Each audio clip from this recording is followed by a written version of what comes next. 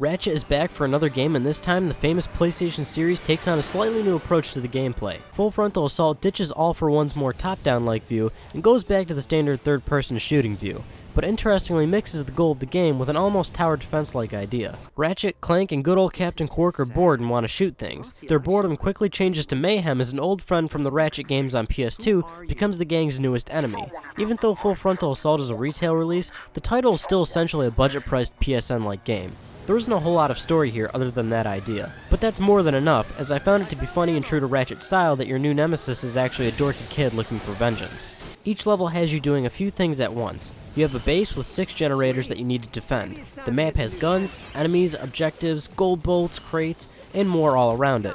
Periodically while you're playing, a wave of enemies will be sent to your base, and you have to stop the enemies from destroying your generators. Each time you start a level, you start with no guns and bolts, so every time you start, you should be worrying about building your defenses and getting guns. Guns are scattered all around the map, guarded by enemies in these stations that you need to be activated. When activated, you have a choice of which gun you want. Smashing up crates and killing enemies gives you the bolts you need to build defenses around your generators. You can build mines, turrets, and barriers to aid you in the defense, and you'll definitely need these in the later levels. The goal is to take down reactors that power a main base. Once all the power is down, you can storm the main base and destroy the main reactor. Then a final wave ensues on your base with the generators. This entire setup makes for a really chaotic Ratchet experience. Your hover boots help you get across the map in a zip, and boost pads and ramps are all placed around the level to help you navigate it even quicker. It makes for extremely fast-paced, hectic gameplay, something you don't always find in a Ratchet game, and it plays well here. However, the game plays very differently between single player and co-op. You could very easily play the game alone if you want, although I wouldn't recommend it.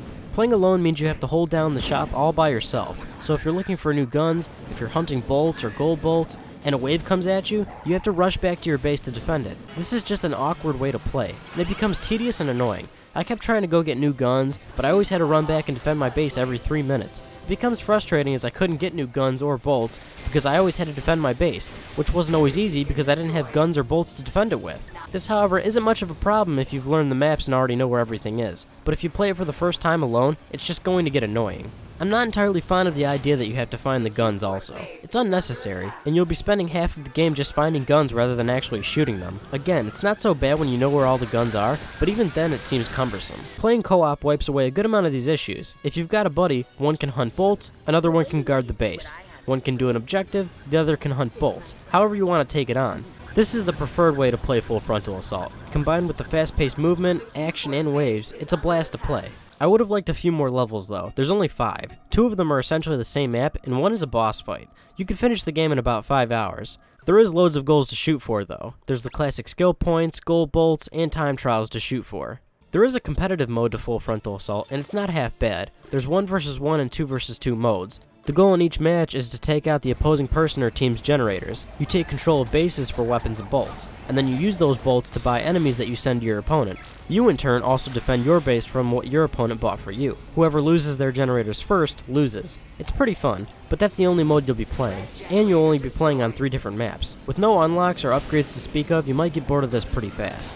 Full Frontal Assault is a cross-buy Vita game too. As of posting this review, the Vita version is not out yet, but buying the PS3 version now will still get you the Vita version. And within the menus of the PS3 version, you can see the options for cloud saves, which will be used with the Vita version. So that's a nice touch there. Full Frontal Assault took a different approach to Ratchet, and if you're playing with a friend, it works. It's fast-paced, action-packed, and it's really fun. If you're looking for a single-player Ratchet and Clank game, this just isn't it.